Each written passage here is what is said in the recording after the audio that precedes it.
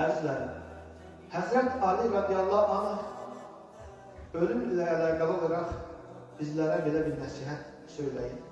Dünya bir sona doğru başını alıb getməkdə, axirət isə bizə qarşı qaçaraq gəlməkdədir.